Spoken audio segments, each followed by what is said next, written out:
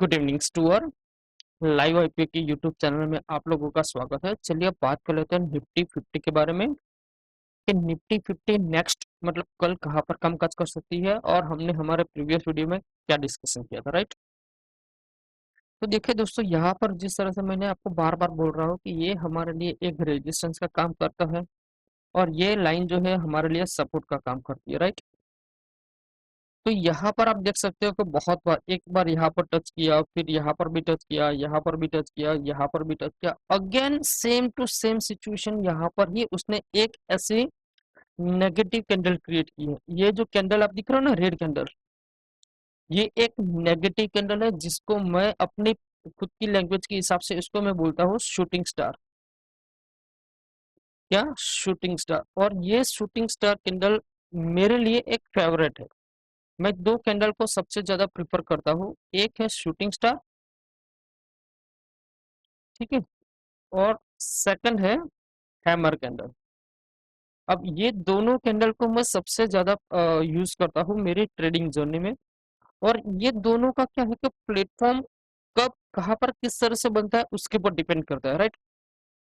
तो जिस तरह से यहाँ पर ये जो शूटिंग स्टार कैंडल बना है वो एक पर्टिकुलर रेजिस्टेंस के ऊपर बना है, जहां पर उसका रेजिस्टेंस है वहां पर ही उसने नेगेटिव कैंडल क्रिएट की है।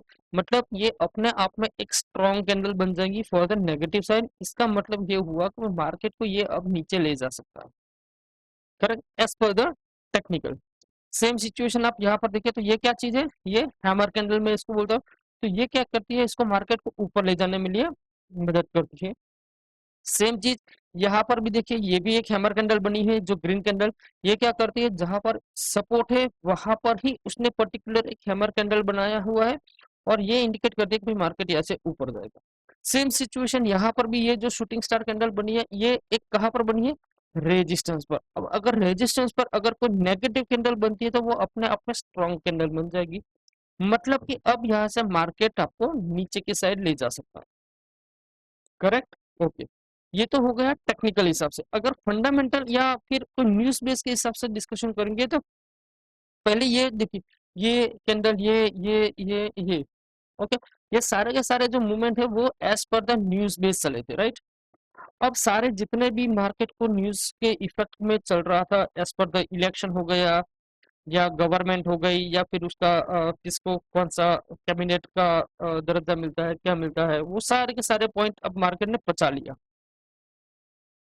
अब मार्केट वैसे ही वर्किंग करेगा जैसे हम पहले टेक्निकल एनालिसिस के हिसाब से वर्किंग करते थे या वर्किंग कर रहा था, ठीक है, उसके हिसाब से ही मार्केट अब वर्किंग करने वाला है, करेक्ट। तो यहाँ पर ये जो कैंडल बना है वो मुझे एक नेगेटिव कैंडल दिखती है, तो यहाँ से मैं चाहूंगा कि भाई मैं पुट साइड का ट्रेड अगर मुझे मिलेगा तो मैं उसमें स्ट्रांगली एंटर करूंगा, लेकिन कॉल साइड के ट्रेड में अभी मैं इतना स्ट्रांगली एंटर नहीं करूंगा। क्लियर? तो अब चलिए 5 मिनट में हम डिस्कशन कर लेते हैं। देखिए 5 मिनट के टाइम फ्रेम के हिसाब से अगर हम डिस्कशन करेंगे तो आज पूरा का पूरा मार्केट जो पहला जो स्विंग बना और जो दूसरा स्विंग बना उसके ही अंदर रहा है। मतलब आज कोई भी ऑप्शन बायर जो होगा ना उसका लॉस ही हुआ है। हाँ, कोई जो ऑप्शन स्कैल्पर होगा वो यहाँ पर प्रॉफिट कर लेगा, वो यहाँ पर भी प्रॉफिट कर लेगा, वो कर लेता है उसके हिसाब से। लेकिन अगर आप पोजिशनल के हिसाब से ऑप्शन बाइंग करते हो तो डेफिनेटली आज बहुत सारे लोगों का लॉस हुआ, करेक्ट। अब मार्केट मैंने एक रेंज के अंदर फंसा हुआ है, देखो ये वाली रेंज और ये वाली रेंज, करेक्ट। तो ये जो है टॉप पोर्शन मतलब 23,400, ये मेरे लिए अब रेजिस्टेंस हो जाएगा फॉर द कॉल साइड। मैं कॉल की एंट्री तभी लूंगा जब मार्केट इसके ऊपर निकलना स्टार्ट करेगा तो ही मैं कॉल में एंट्री लूंगा, अदरवाइज मैं नहीं लूंगा। पुट के लिए मैं थोड़ा सा वेट करूंगा, ऐसा नहीं कि मैं डायरेक्टली जहां पर ओपन होगा मैं तुरंत पुट ले लूं, नहीं, क्योंकि मार्केट ऑलरेडी बहुत बुलिश है, ठीक है।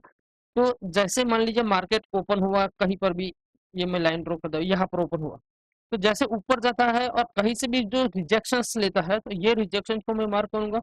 और अगर जो दूसरा रिजेक्शन को वो ब्रेक करेगा ना तब जाकर मैं पुट की एंट्री करूंगा। ऐसा नहीं कि मैं रैंडमली कहीं पर भी पुट की एंट्री में कर दूंगा। क्यों? क्योंकि मार्केट में बुलिशनेस बहुत स्ट्रांग है और मे बी पॉसिबल, जैसे आप डेली के टाइम फ्रेम पर देख रहे हो ना, ये चैनल में बहुत टाइम पर ये इसने टाइम स्पेंड किया हुआ है, ठीक है।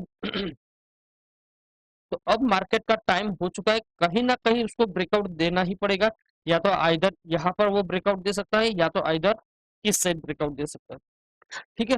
अब मार्केट को ऑलरेडी जाना था ऊपर, लेकिन वो मार्केट ऊपर नहीं जा रहा था, क्योंकि ड्यू टू सम फंडामेंटल के हिसाब से, ड्यू टू सम न्यूज के हिसाब से, जो गवर्नमेंट के हिसाब से, कौन सी गवर्नमेंट आएगी, क्या होगा क्या नहीं होगा, उसके हिसाब से वो ऊपर नहीं जा रहा था। अब शायद पूरा का पूरा पिक्चर क्लियर हो चुका है। ठीक है। तो यहाँ पर कल सिर्फ और सिर्फ आपको ध्यान, सॉरी, कल आपको सिर्फ और सिर्फ यही ध्यान रखना है कि मार्केट अगर 23,400 के ऊपर निकला तो I am interested in call only. Put के लिए मैं वेट करूंगा, जैसे ही कोई स्विंग को वो ब्रेक करेगा तो ही मैं पुट में एंट्री करूंगा, अदरवाइज मैं पूरा दिन कोई ट्रेड नहीं करूंगा, शांति से वॉच करूंगा। नो डाउट मैं ऑप्शन सेलिंग करता हूँ, ऑप्शन सेलिंग से मैं अच्छा खासा प्रॉफिट बना लेता हूँ। आज भी हमने ऑन एन एवरेज 5,000 का प्रॉफिट बना लिया है, एज पर द हमारा उसका अंदर कैपिटल था 2.91। ठीक है। तो 2.91 का हमने टोटल कैपिटल यूज किया, उसके अगर हमने 5,000 का प्रॉफिट हमने बुक कर लिया। और नो डाउट मैं सबसे बेस्ट ऑप्शन सेलिंग ही करता हूँ, ऑप्शन बाइंग कभी कभार कर लेता हूँ। ठीक है। तो इस वीडियो में आपको समझ में आ गया होगा कि कल हमें किस तरह से ट्रेडिंग करनी है, कहाँ पर किस तरह से। ठीक है। मतलब कॉल हम किस सिचुएशन में ले सकते हैं और पुट की सिचुएशन में ले सकते हैं। ठीक है। आई होप आप वीडियो अच्छा लगा होगा तो वीडियो को लाइक एंड शेयर कर दीजिए। मिलते हैं नेक्स्ट वीडियो में। जय हिंद, जय भारत।